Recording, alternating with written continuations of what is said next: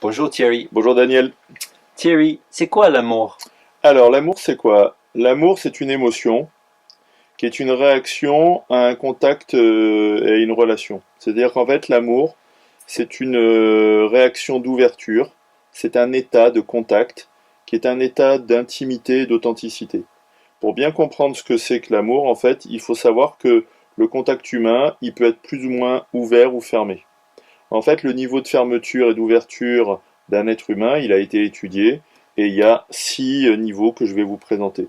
C'est-à-dire que en fait, l'amour, c'est l'état d'ouverture le plus grand par rapport au contact humain. Pour bien comprendre en fait le contact humain, vous pouvez regarder le diagramme suivant que je vous ai montré et vous avez en fait l'état d'ouverture du moins vers le plus. Et vous voyez que l'amour, c'est ce qu'il y a le plus. Mais repartons d'en bas. En fait, l'état le moins ouvert de la personne, c'est ce qu'on appelle le retrait ou la bulle. C'est-à-dire que la personne est dans sa bulle. Par exemple, c'est l'état dans lequel on est lorsqu'on est dans le métro. Vous savez, chacun est dans son coin, dans sa bulle. C'est-à-dire qu'en fait, on est en retrait, soit pour se ressourcer, soit pour se protéger, on est dans sa bulle. Ensuite, l'étape suivante dans le contact, c'est ce qu'on appelle le rituel. C'est-à-dire que c'est quand vous rencontrez un voisin, vous lui dites ça va, bonjour, bonjour. C'est juste le minimum de contact. C'est un rituel qui est socio-culturel, c'est-à-dire qu'en fait il dépend des modes de vie, de la culture du pays, et c'est le minimum d'échange entre les gens pour se saluer en fait. C'est ça le rituel. Ensuite, si les gens se connaissent un peu plus, ils s'ouvrent un peu plus, et là ils vont discuter, et on appelle ça le passe-temps. Le passe-temps, c'est la discussion, c'est-à-dire qu'en fait on va parler du foot, on va parler du cinéma, on va parler du shopping, on va parler du sport, on va parler de la météo, on va parler de tout et n'importe quoi. C'est de la discussion, Mais ça reste superficiel. mais ça reste superficiel. Après, il va y avoir l'activité, c'est-à-dire si vous appréciez la personne après avoir échangé un peu avec elle, et vous allez lui proposer une activité. Et c'est le mode de contact supérieur. C'est-à-dire vous allez lui proposer de prendre un café, vous allez lui proposer de prendre un repas ensemble, vous allez lui proposer de partager un cinéma, de partager un restaurant. Donc vous allez proposer à la personne de partager une activité.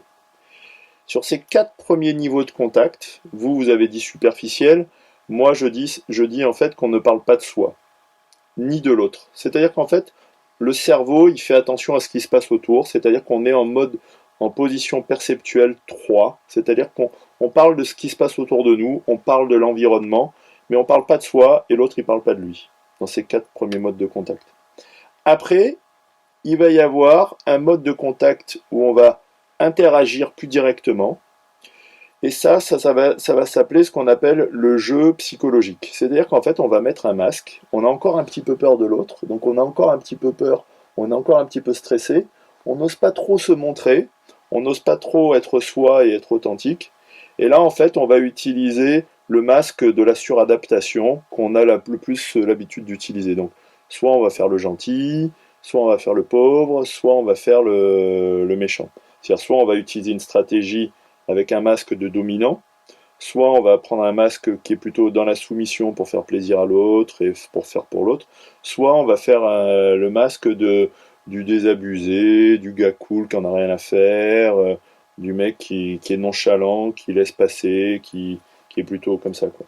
C'est-à-dire qu'en fait, on va utiliser un masque qui est soit fight, soit fly, soit freeze. C'est-à-dire le masque de la peur, c'est-à-dire le masque du stress. On n'ose pas trop se montrer et on met ce masque-là.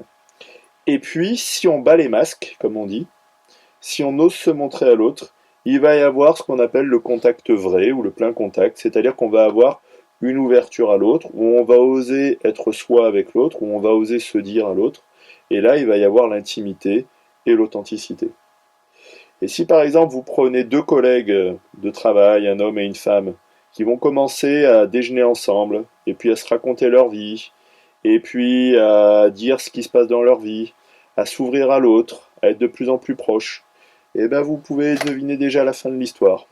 Surtout s'il y en a un des deux, ou les deux, qui sont pas heureux à la maison, parce qu'ils n'ont pas cet état d'ouverture ou ce niveau de contact avec les autres. Donc en fait, l'amour c'est quoi? C'est un contact plein, c'est une ouverture pleine au niveau du cœur et du corps, où il va y avoir une intimité, une authenticité avec l'autre.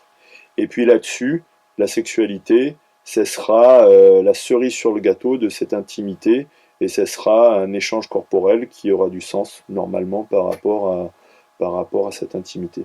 Voilà Daniel par rapport à ce que c'est que l'amour. Merci Thierry. Je vous en prie.